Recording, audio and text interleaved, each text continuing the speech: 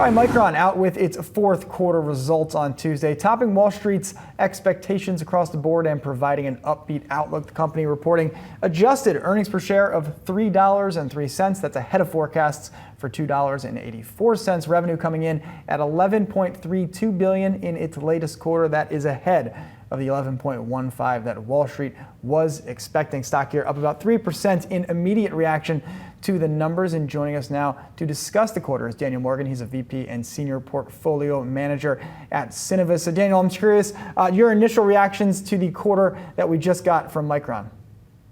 Well, it looks like a strong quarter across the board here. We know that Micron came out about a month ago and guided for this upcoming fourth quarter, and they actually beat that, as you announced the numbers, $11.31 billion in revenues on the fourth quarter, then $3.03 in EPS. But the big positive is the guidance they gave for this upcoming first quarter of 26. The street was looking for $11.7 billion. They came in at a midpoint of $12.5 billion, I believe. And also their EPS guide, $3.60 to $3.90 a share, midpoint $3.75. Street was looking for $2.98. So if we look at this report, it looks very, very good. Beat on all metrics. Of course, we'll get a little more info on the conference call, but it appears that the AI trade is working really well right now for Micron. Yeah, and I'm curious, Daniel, when you look at Micron and where the company is in its own life cycle relative to the AI trade, where it fits in right now. I mean, you know, you can kind of pick a day of the week. You figure there's going to be an Nvidia headline. Kind of feels like they take a lot of air out of the room when it comes to the chip side of the equation. But where is Micron right now, both on its product development side and sort of how it's being seen within this AI arms race? Well, you're right. So let's take a step back and just make sure everybody understands the difference, right? Nvidia produces GPU chips that go into the servers that run these big AI data centers. If we look at a company like Micron, they're producing something called high bandwidth memory, or DRAM. They're producing the RAM, or the memory that allows this chip to run. So their biggest area of growth is called HBM, high bandwidth memory. Right now they're producing level 3. They have level 4 coming out next year.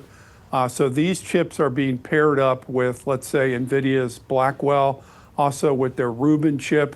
They're also getting some benefit from producing memory chips for the new ChatGPT 5, which is going to be coming out from OpenAI. So we have to look at them not as a direct producer of AI chips that would compete against an Nvidia, but a company that builds a complementary chip, a memory chip that runs with the Nvidia GPU. So they're benefiting from what Nvidia is doing.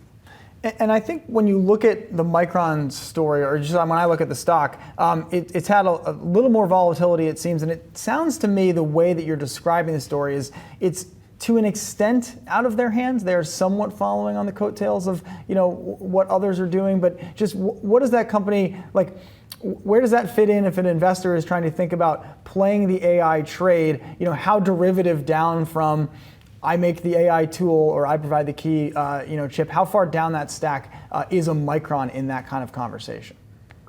Well, you have to bear in mind that their core areas that they produce are NAND, with chips, flash memory chips that go into cell phones, and DRAM chips, which go into data servers, laptops, and PCs.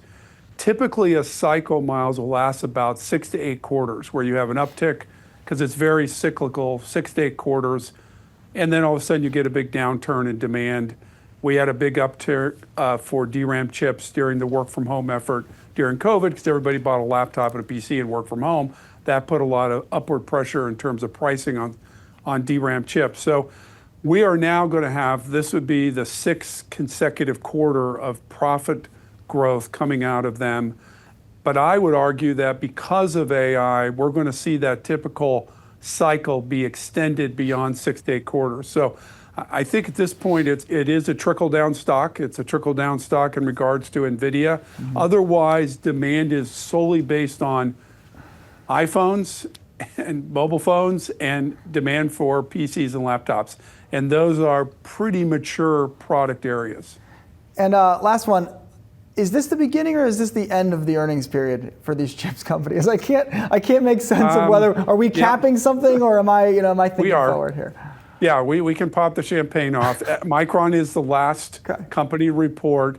Now we're going to pick back up with the third quarter in October. The first big print will come out of IBM, I believe, on the 22nd. Then Intel comes in, and then all of the big hyperscalers start coming in with Apple in the tail end of the October, beginning of November. So yes, you can cap off and say, hey, we're finally done with tech, at least for a couple of weeks. There you go. $200 billion market cap. You're allowed to end the proceedings there. All right, Daniel Morgan with Synovus. Always appreciate the time. Thanks so much. Thank you. Let's zoom in now on Micron. It's topping fourth quarter expectations on the top and bottom line, with revenue climbing 46% year over year. The chipmaker also issued an upbeat forecast for the current quarter as AI demand remains strong. Joining me now, Patrick Moorhead, Moor Insights and Strategy founder, CEO, and chief analyst. As we just saw, the shares are moving lower, Pat, and that's in part because the stock has been, doubled or something this year. So, but was there anything that gave you pause in what they said? So everything they said was positive. I mean, they hit on top line, bottom line, forecast beat expectations, but a lot of that was already factored in, right? So investors expected that they were going to be successful with HBM3E. They already telegraphed that they were going to be sold out in high bandwidth memory, which is one of the major building blocks of all these GPUs and these XPUs for AI. So there really wasn't anything new. And they also had said the previous earnings that pricing on DRAM was going up, and that's another kind of memory. Exactly, another kind of memory, and they reiterated that on the call today. So no huge surprises, in other words. That's right, and people are likely selling on the news that they did almost a little slightly better than they thought that they would do. I think investors were looking for a little bit more insights into HBM4, which is obviously the next generation that goes into these GPU chips, and then finally, which we don't talk a lot about recently, is all the memory and storage that goes into smartphones and PCs. And those two markets have pretty much been flatline to low or no growth. And so what happens now with Micron? I mean, do we just see it continue on this sort of trajectory where it leans more heavily into the high bandwidth because of the AI story? I think we do. It's a three-horse race with HBM between Samsung, Hynix, and Micron. And is there enough to go around for all three, or does Micron have any edge over its competitors? So I think one of the edges it has on its competitors is it does have a very ingenious architecture, but in the end, it's about the performance and it's about the density, which means you can crank out a lot more chips for a lower cost. So each of them have their puts and their takes. What I find interesting just overall about Micron is they were pretty much left for dead a couple of years back, and the ability for them to claw back, not talk a lot, and show up and deliver, I think is most important. SK Hynix is the big surprise story, because Samsung was the 800-pound gorilla in the entire storage and memory market, and SK Hynix through HBM took a big chunk of business away from them.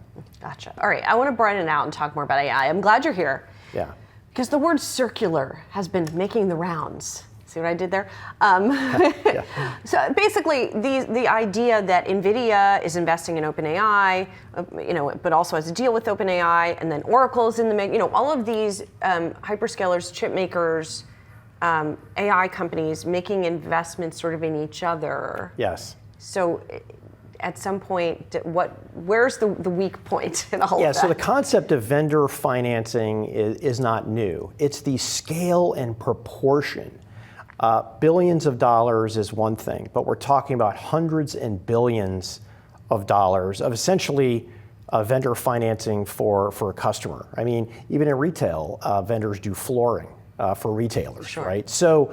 But it's the proportionality. But you also get that. You also, if you think about something like retail, for example, you get that money back pretty quickly. Ideally, right? You finance. You finance selling them the apparel or whatever. That's right. They sell the apparel that season, and then they pay you back. Right.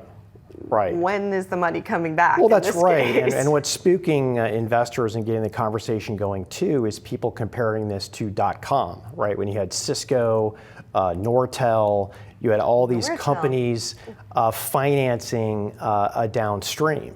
And by the way, the internet crushed it, right? We're living in a post-internet economy. We wouldn't be here without the internet, but it did have a crash. The one thing that and I was at a .com during .com crash.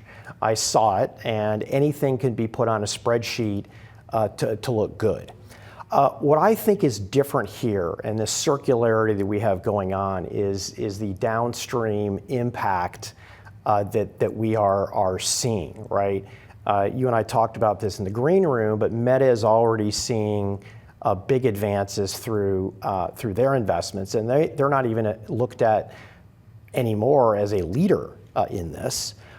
You have Microsoft through their enterprise SaaS products seeing a lot of lift. We did see some green shoots from Adobe in their recent earnings. ServiceNow continues to put the pedal to the metal, and let's not forget OpenAI. Again, you can put anything on a spreadsheet, is supposed to have $125 billion in revenue by 2029, and that's bigger than AWS today.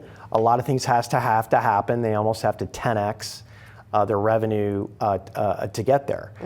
There is risk, right? I'm not here to say there isn't risk, but those people and those companies that have done downstream AI right are seeing the benefits of it. As consumers, and let's say consumer investors, we can see, hate to use the word magic, sounds so much like Apple, even though they're not really doing much AI, but with OpenAI and how that's changing. My own small business, I personally have 10 agents that are operating and do things auto-magically for me as well. Right. The biggest thing that's keeping us from getting this breakout is mostly for businesses and governments. Right. Their data is everywhere, right? Ironically, I'm in town for a conference, a company called Cloudera that does data management, similar to Databricks and Snowflake. Huge increases. That's a precursor to an AI application breakout, is seeing those investments. And we saw it with Oracle, right? The big investment in their data cloud. Pat, we have to leave it there. I'm so sorry. But I know we'll talk again soon. So looking forward to that.